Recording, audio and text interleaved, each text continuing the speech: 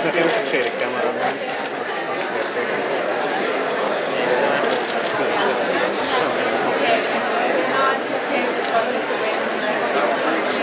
annyi, hogy most nem lesz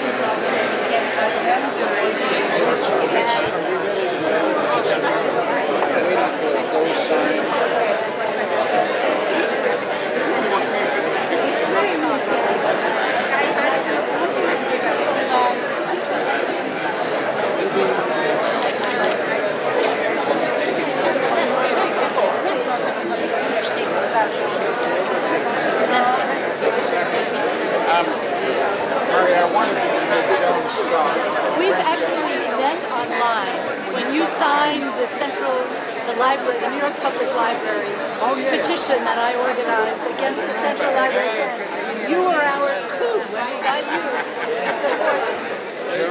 Joan started it off this morning, and you're the bookends that have made the whole thing work. And Joan has just been wonderful. Thank you. Yes, I've always wanted to really meet you after having emailed you. We're good to start. We're ready. Thank you. Let's go on. Yes.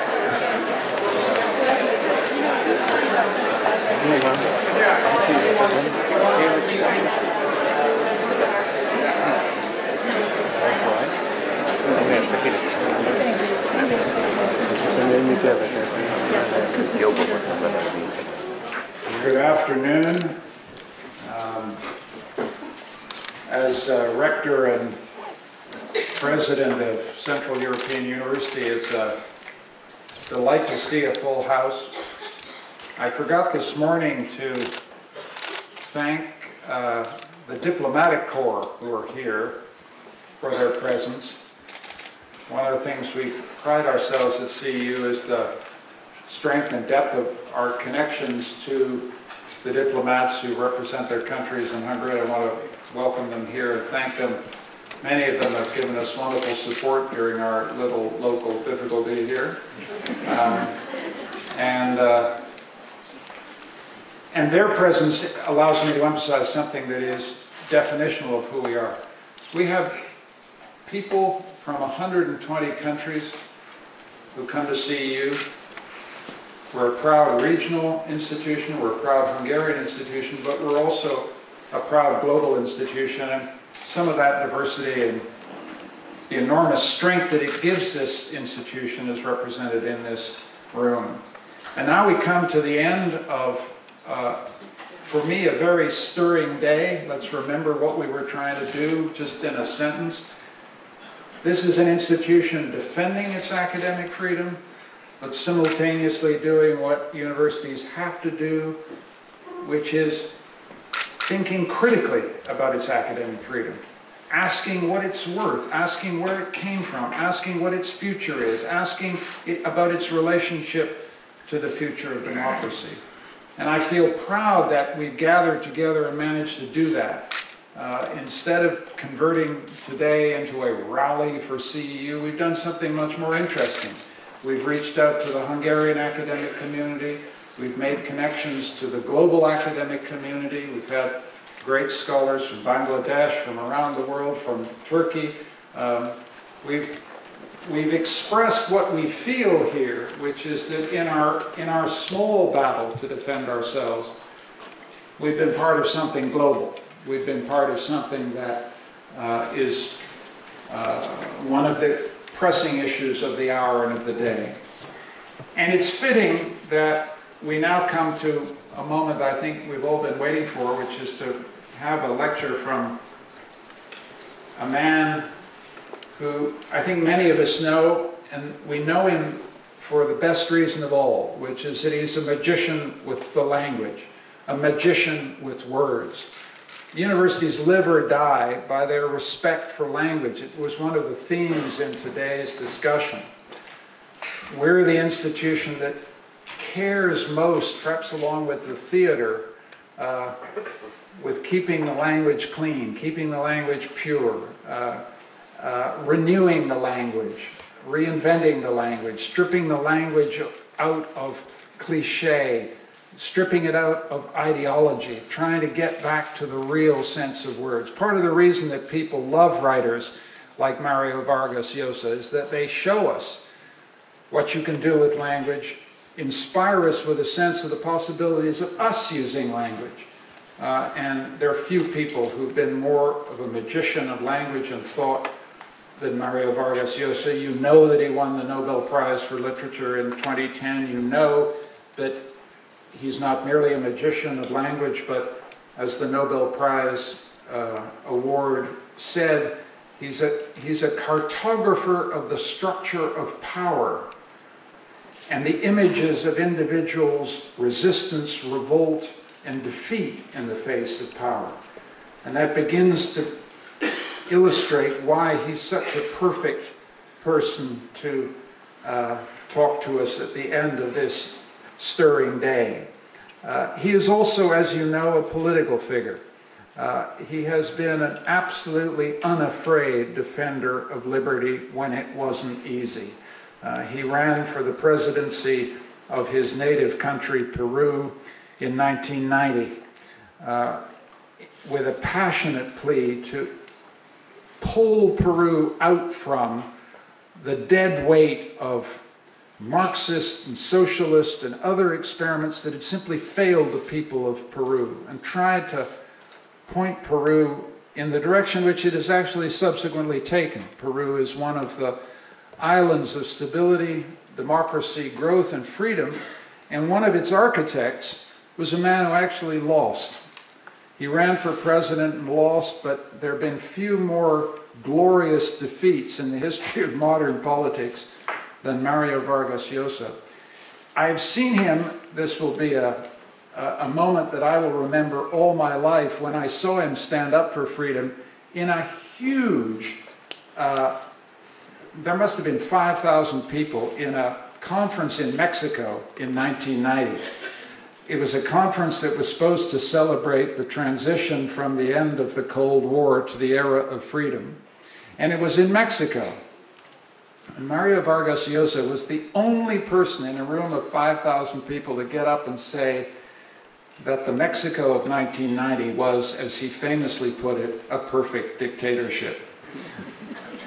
There have been few occasions in my life when I've seen the host of a conference less happy with a statement than that one. And it was a difficult moment, but it was a moment of courage. It was one of those moments when a person stood up and said what many were thinking, but nobody actually dared to say. And that was a moment I was privileged to witness, and it left an incredible, indelible impression upon me. You know him as a novelist for Time of the Hero, for Aunt Julia and the scriptwriter, for The War of the End of the World. Everybody in this room will have a book of his that they treasure. I want to celebrate the translators who have translated his work into the Hungarian language and many other languages. His translators are here today, and they are the people who bring his words to all of us.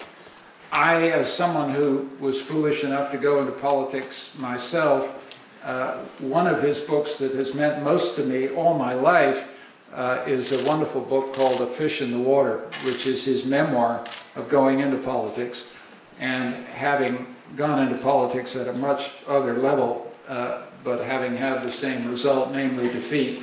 There is no more ironic, biting, insightful discussion of what happens when an intellectual goes into politics than A Fish in the Water. And I have read it with rueful recognition all my life. Enough of this from me. Mario is going to speak to us for perhaps as much as a half an hour, but he's agreed very kindly to make sure that we do have time for questions from the audience, and so I hope we'll get there and engage with one of the truly great writers and defenders of freedom of our time, Mario Vargas Llosa. Thank you. Thank you very much. Thank you.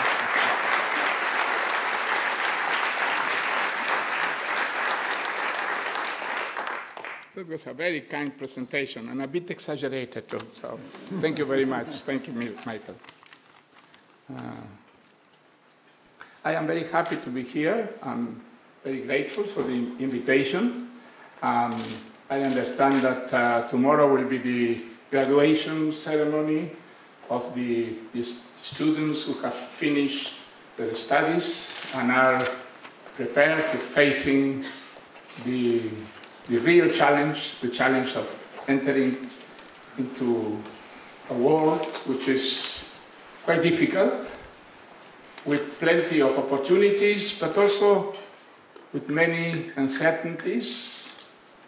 A world that has been transformed by the extraordinary technical revolution of the last years. A world, on the other hand, in which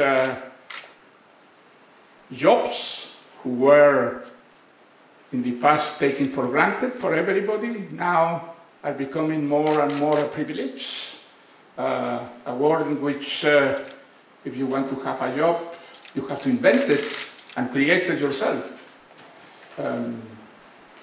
But I am sure the graduates of the Central European University in Budapest are very well trained in their professions to face the challenges of this new world. And I think the very high academic level of the university does this job, which is an essential job for a university, very well. But I think the Central European University prepares also the students to be good citizens. And I think this is probably the reason why the Central European... Sorry, we have to check your... Oh, I don't know. We don't want to miss a word of this, right?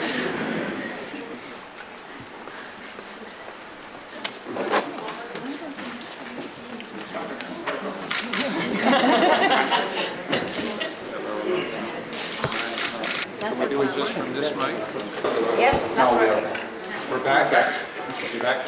thank you. Well, I was saying that the Central European University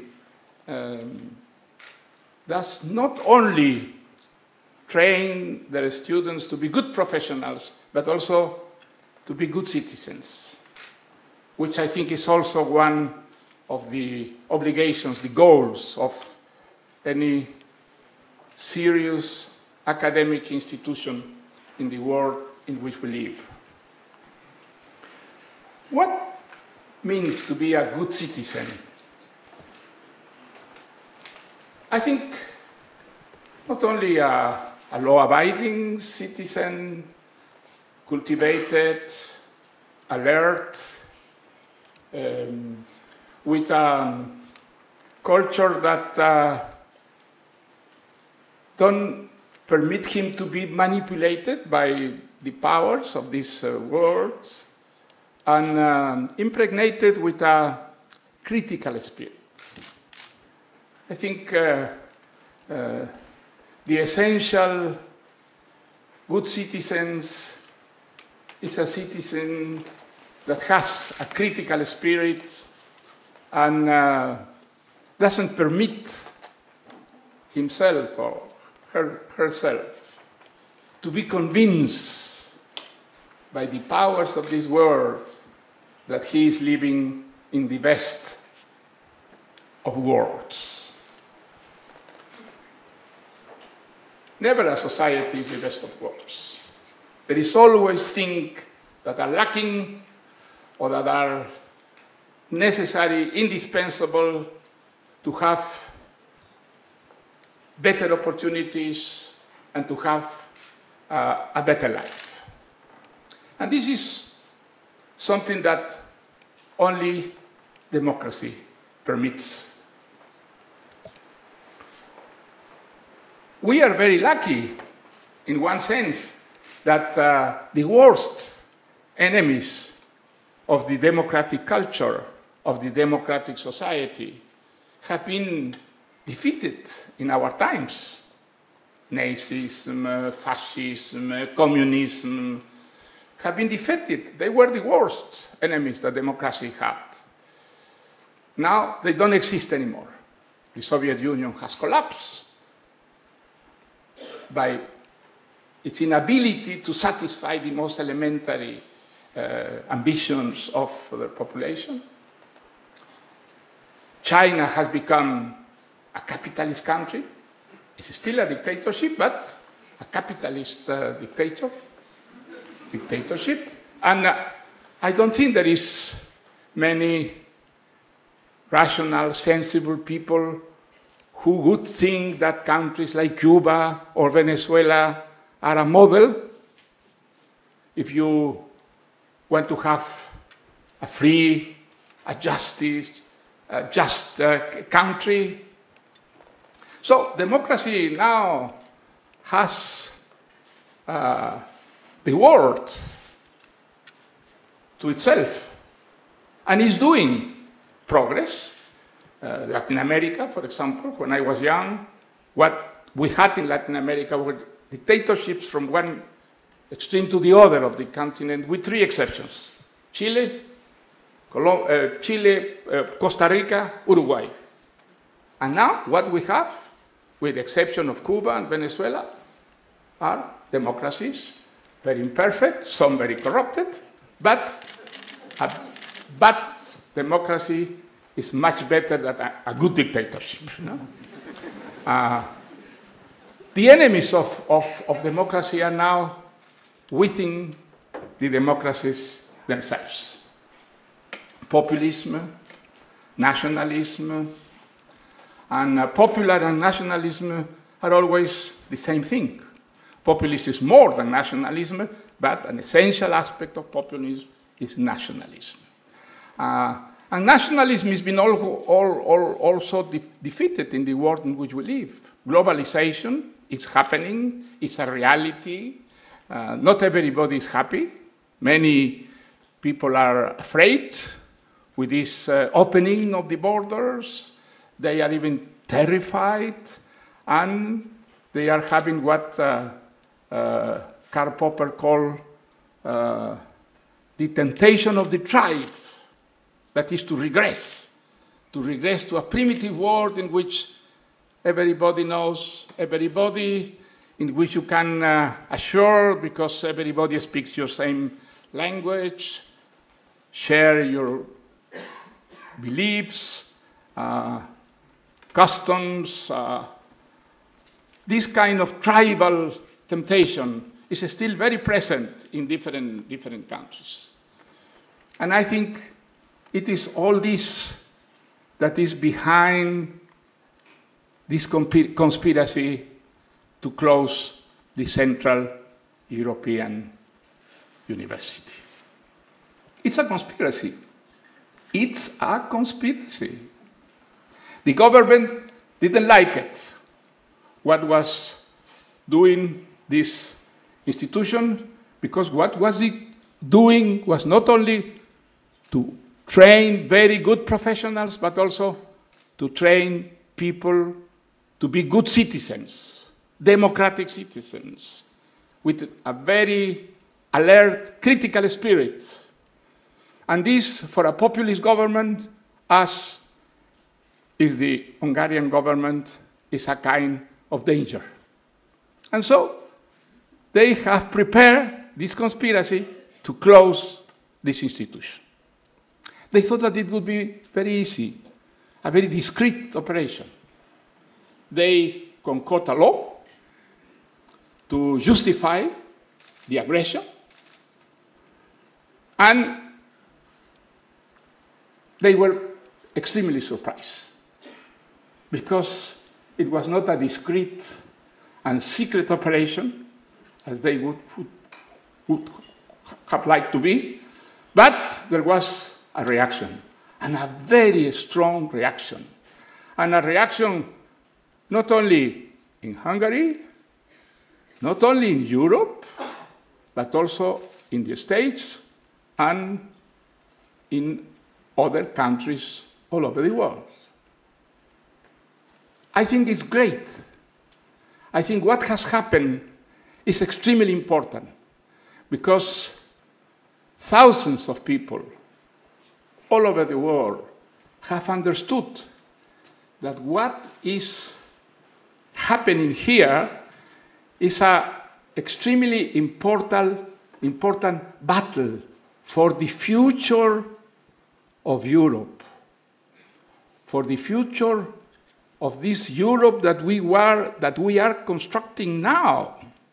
And the Europe that we are building now is probably the most ambitious project of the culture of freedom in history. It is something that is already a reality. It's a reality that has produced almost 70 years of peace in a continent which has been destroying itself to the long of history. And we have now a construction that represents something extremely ambitious, not only for Europe, but also for the rest of the world.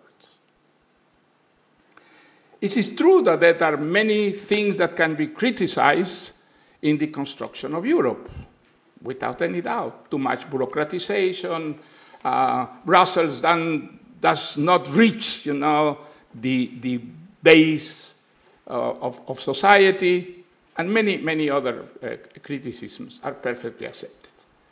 But when you make a balance of what has been achieved and all the wrongdoings that still exist in Europe, the positive aspect is enormously favorable. The defense of Central European University, I think, is the defense of what Europe wants to be. A creation of the culture of freedom, the culture that has produced the most important social, cultural, political achievements in the history of mankind. This is a reality in Europe. And of course, within Europe, we have enemies of democracy, people that are terrorized with this opening of the borders, this coexistence in the diversity in cultural, social, political terms, and that would like to regress in history to the old times, the times of very close nationalities, the time of the tribes. Well, I don't think this conspiracy against academic freedom, against the culture of freedom, against democracy is going to prevail. The reaction has been enormous. The manifests are there all over the world. Academics, writers, teachers, politicians have been mobilized, feeling that if this conspiracy succeeds in Hungary, the European project is threatened. It may happen, again, in other countries.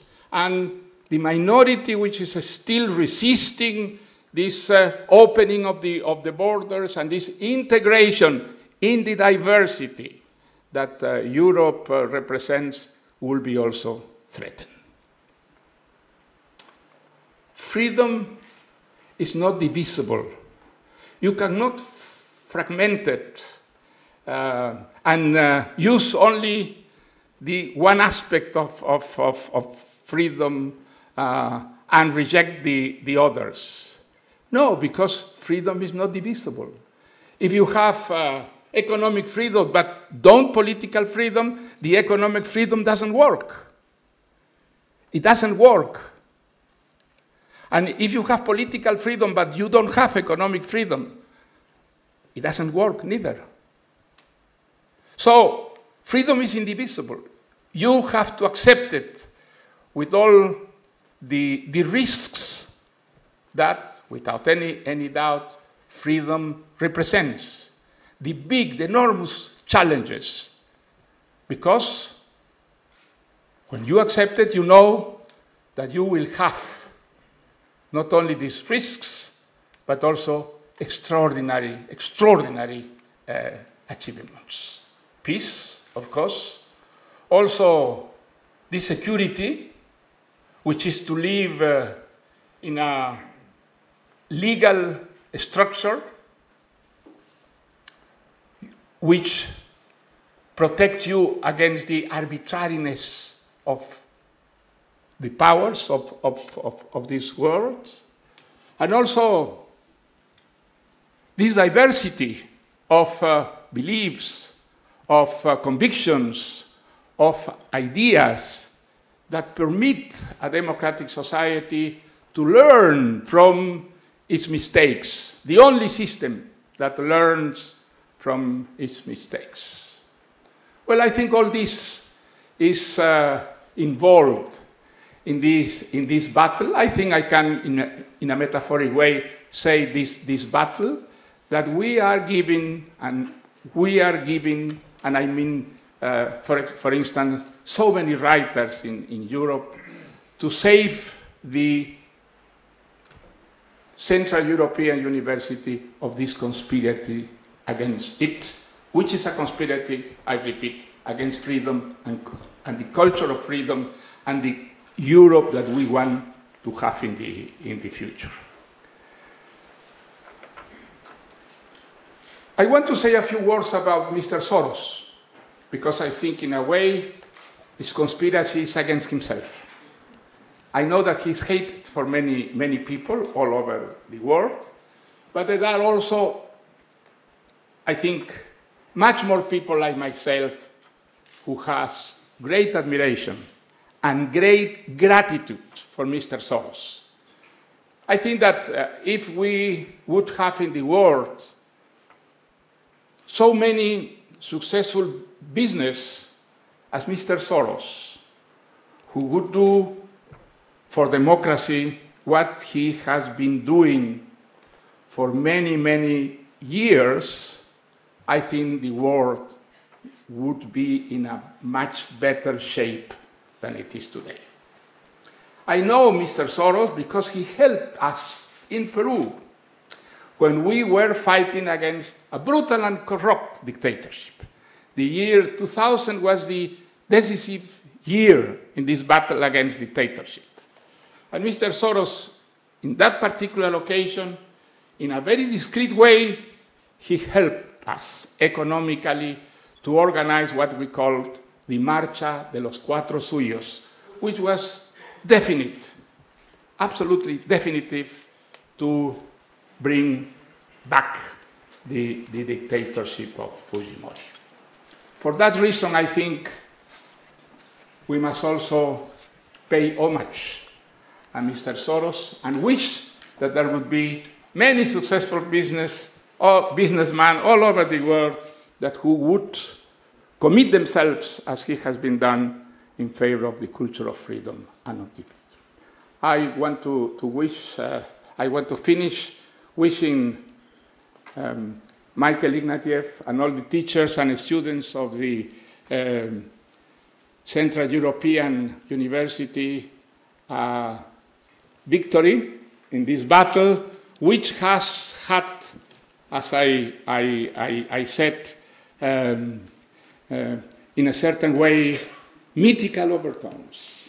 Because if we win this battle, I think there are great chances to win the war against populism, against nationalism, and all the enemies of the culture of freedom. Thank you very much for your attention.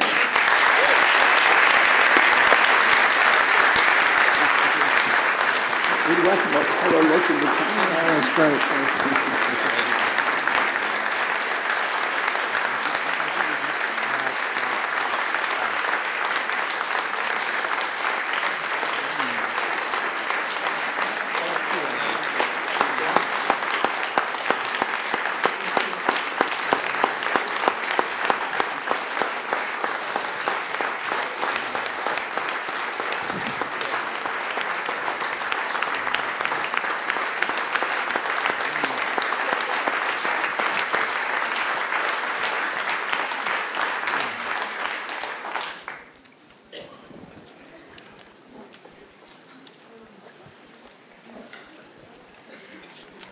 Well, every struggle, every battle needs a moment of inspiration. And we just had it. I can't add anything to what that demonstration of our affection and respect. I hope you understood what was being said to you. Just thank you. And now we've got time, because this is a man, if you ask him to speak concisely, he does so. Kind of amazing, you know. There are not many people like that anymore. So it means that it is possible for us to have questions. Let me repeat this thing that those of you who are from CEU know you're tired of me saying, but a question is a short interrogative statement followed by a question mark. It's sharply distinguished from the long, tedious statement, because they are two separate things. So we were hoping, and it is one per customer, which is a matter of justice. So I would like to have one of those short interrogative statements. We can go for about another 15 minutes. Who's going to be brave enough to start? Don't be shy. There's one there. Thank you so much for this inspiring talk. You contrasted the regressive temptations of the tribe with the embrace of globalization and open borders. Is there any room in your vision for intermediate bounded solidarities that are somewhere between the comforts of the tribe and the difficulties of the global unbordered world? The question is whether there is You've just had a question asked of you by one of the great theorists of nationalism, Rogers Brubaker, and the question is whether there is a space between the tribe, you referred to the temptations of the tribe, and globalization. Is there some, I think he might mean a political community where you could be at home, where it's not tribal, it's not nationalistic, but where you can find a home in globalization. I've reparsed your question with your permission. Well, I think there is an idea which is, I think, is a prejudice, you know, against globalization. The idea that the globalization is going to uniform the world, you know, and that not only languages but also customs and beliefs are going to be uniformized by the globalization. This is completely absurd. French culture is going to disappear with globalization. English culture is going to disappear with globalization. Spanish culture? Never. No, on the contrary. I think in this open space, cultures will have the possibility not only to develop, but to enrich themselves with this coexistence, which is in a way a sort of competition too. I think the globalization is going to erode the borders which have been, after the religion, the major source of wars and brutalities and violence in the history of humankind. So I don't think between the tribe and the globalization we need nations again, you know. Look what have produced the nations in the history of humankind. And the globalization is not destroying the nation, it's pacifying what is potentially violent in the idea of nation. Nations are not disappearing, but they are changing dramatically with globalization. Look Europe. Look Europe. Europe was playing of hate until very recently. And the best demonstration of this are these two world wars in which how many millions of Europeans disappear. So if there is a continent in which globalization should be received with the open arms, it's Europe. And the best proof that Europe is working is that we have had almost 70 years of peace in Europe because of globalization and because this very ambitious and deeply democratic project, which is the European Union. Let me follow the question by just saying, though, you said something there about nations going past nations. But you are many things, but you're also a Peruvian patriot. You care about a little place called Peru. You're a master of its culture and history.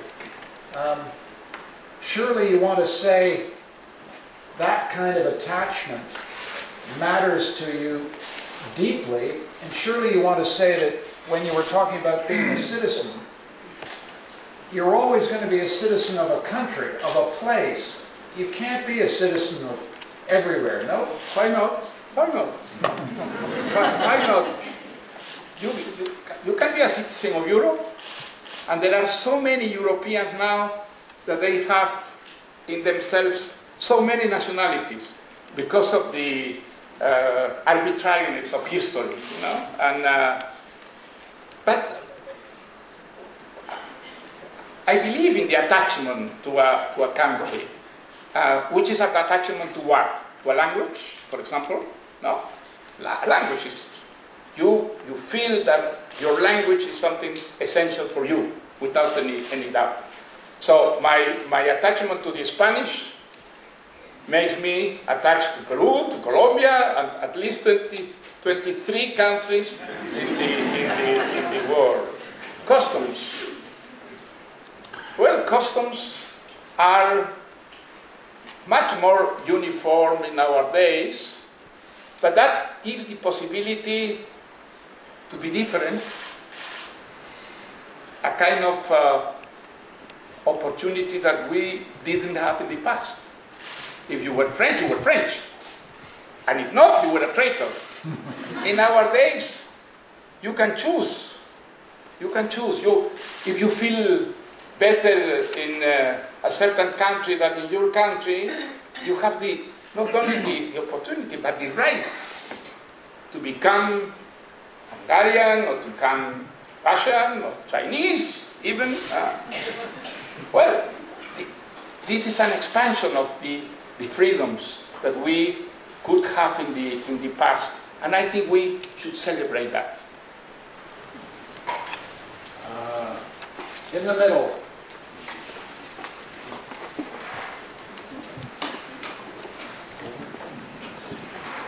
Without my no. Sorry. You're next. What's wrong with me? Yeah, that's you. Yeah. So what would you say is the most important thing the European Union has to do to to get closer to its ideas? The most important thing? What is the most important thing the European Union has to do to get close to the people? In your speech, you said there's a distance between.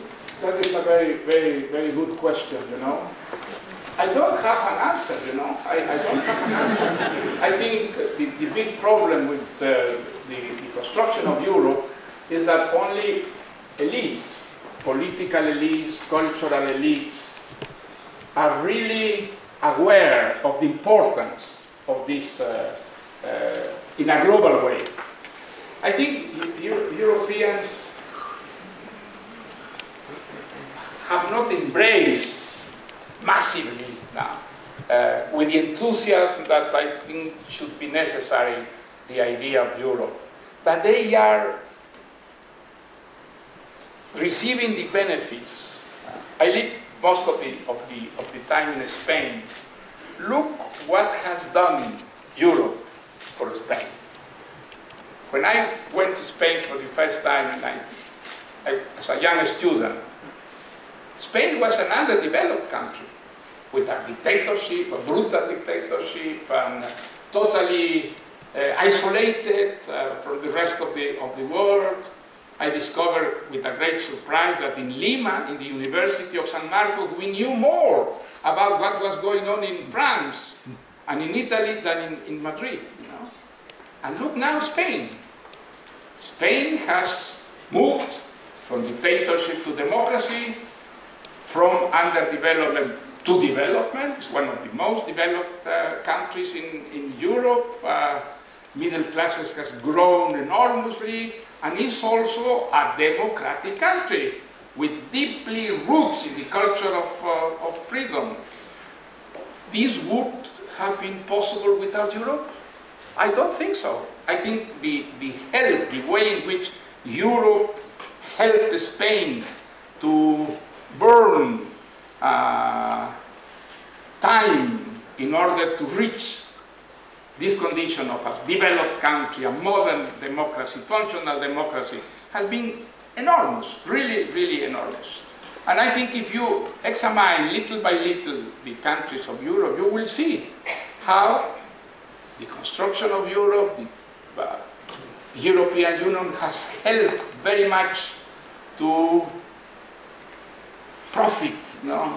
At least in the time, the modernization of Europe. I am quite optimistic of the future, but I think it's very, very important that we try for different means this idea of Europe to reach the base of society, which unfortunately has not reached yet. No? I noticed that we have hands raised by many people, but I don't see a student hand. Is there a student hand in the house? I also have the microphone. There's one, yeah, okay. There you go, you're on. And we'll try and, if we can, we'll try and get as many in. I've got a number of hands, but fire away. Okay, I would like to ask you, in that battle for the culture of freedom, what do you think is the role of literature? The role of literature? In the culture of freedom. Yes. Well, I think it's... Look, I'm going to answer to answer with a question. Why do you think that all the dictatorships in history, why all the authoritarian regimes which want to control life from the beginning until the end, are so suspicious of literature, so suspicious of literature that they have created always, all dictatorships without exception, systems of censorship, of control, of books. Only in democracy we are very surprised because we don't believe that books are dangerous. But the dictators know better than us. Books are dangerous. Novels, only in democracy, seem totally anodyne. But in a dictatorship, books are always threatening power.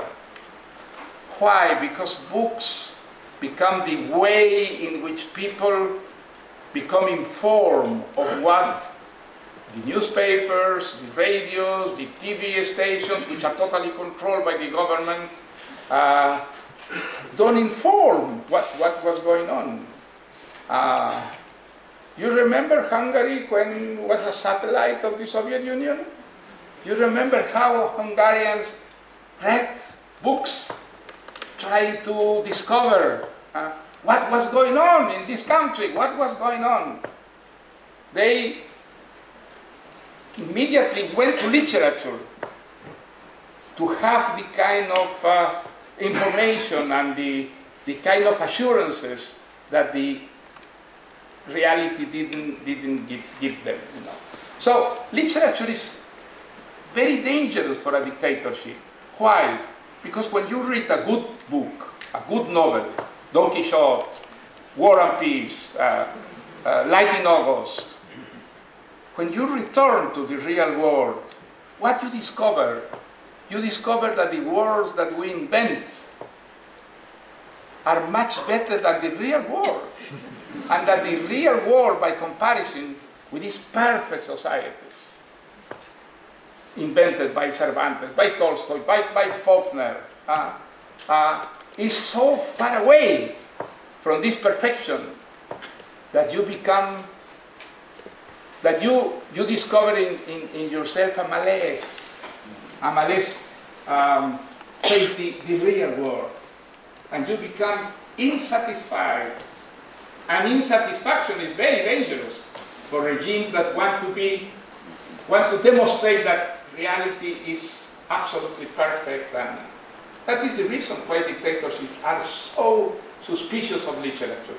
Yeah, literature is very, very important to awaken in the readers this critical spirit, which I think is essential for a real democratic society. Many hands. Back. Go right back.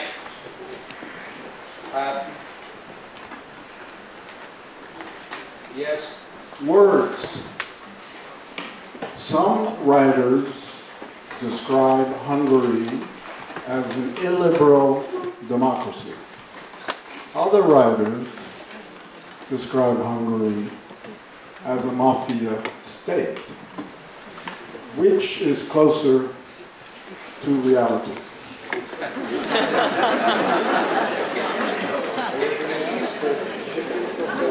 The question is whether Hungary is an illiberal democracy or a mafia state. Well, I think populism has been growing and debilitating, diminishing the democratic values in Hungary. I think you have a government which can have a popular support, but it's a populist government. It's a populist government. It's open to demagoguery, you know. The way in which the government has acted, for example, with the problem of immigrants, is very critical. You must to criticize this. Has not been the democratic way in which most of European countries have reacted to this very dramatic and sensible problem. I think what is happening with the Central European University is the best manifestation of this populism deeply impregnated of nationalism. You know, I think this should be criticized. A government can be popular, but can be populist too, and can destroy democracy from the up. You know, from inside. It won't happen. I don't think Hungarians who have suffered so much of authoritarianism, of totalitarianism, would like to return, to regress to this, you know. But in order for this not to happen, you know, I think we must be very critical of the government that you have. It's doing things that are incompatible with the democratic culture. If you don't respect academic freedom, you don't respect freedom of expression. It will be the next target, you know. And so I think we should not only criticize but mobilize in this peaceful way that democracy permits to stop a transgression of an essential value of the democratic culture. We've got time for one more question. Right in the front row. Yes, right here. Hannah. I would say while the microphone is here, many of you have your hands up. I hope in the reception afterwards we'll have time to continue. We've only started a discussion. It will continue. Thank you for the questions. I'm sorry, we just can't get to them all. Final question here. What if we fail? What if we fail? What if we fail? Oh, we won't fail. Don't be pessimistic. No, don't be. You know, let's look around. Let's look around. The Soviet Union seems, you know, to be there to rest for centuries. And look what, it's very sad what is happening in Russia, but I think it was worse with this totalitarian regime, you know. Look what has happened with China. China is a capitalist country.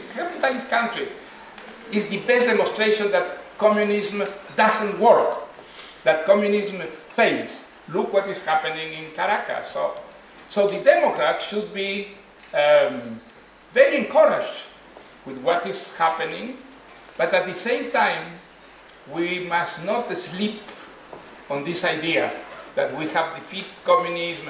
No, because now we have populism. And populism is a very sinuous, you know, very sinuous enemy, because it comes from apparently, you know, democratic preoccupations, you know, and it's much more difficult to fight, you know, an enemy that you don't see it all the time, that is using, you know, different masks, no? Populism can be from the right, from the center, from the left, you know? It adopts different masks. But my impression is that in Hungary, it's much more explicit than in other countries, because it has the support of large sections of society, but it's much more explicit. It's not using masks. So I think it's much more easy to fight directly against it. Thank you.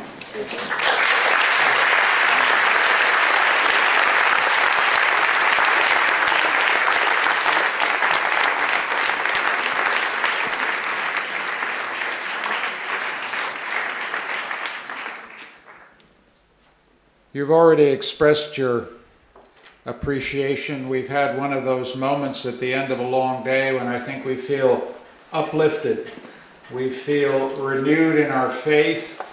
We feel a connection between the struggle of a small university and a much wider battle. You've enabled us to see the widest dimensions of this struggle for freedom. And I loved the answer to the question about could we lose. I think we all particularly appreciated how quickly, how instantly you said, because there have been moments in our battle when the answer to the wonderful question that ended this was not at all obvious. We've got a road to travel. Let me remind you, there are very important negotiations tomorrow. Lest there be any doubt from anybody, particularly from any journalists in the audience, this community fervently hopes that there will be a resolution of this in serious negotiations with the Hungarian government that allow us to remain in Budapest doing what we do. And what we do is sometimes critical. What we do is sometimes difficult for governments to listen to. But by God, it is essential to the health of Hungarian democracy. And our commitment to this country, our commitment to its freedom, it's not just about CEU, it's a commitment to a country that has welcomed us, has given us a home, has given us support, has given us friendship. The ties between this university and this country are deep and profound, and we hope that tomorrow will be set on a path towards renewing and strengthening that relationship. I simply want to thank Mario. I want to thank some wonderful speakers who came from a long way. We began the morning with Joan Scott. Let's remember her incredible contribution. Let's remember the contribution of all the panelists. Many of them came from very distant places. We were able to widen out our concern from our little local difficulty to the global concerns. We were able to express our solidarity with the struggles of others. This was a day, it seemed to me, when we did what universities are for. And that is cause for celebration. Thank you all. And let me finally say, the critical part of this gathering was you, the audience, the community. You were part of it, you made it happen, and we thank you for being here.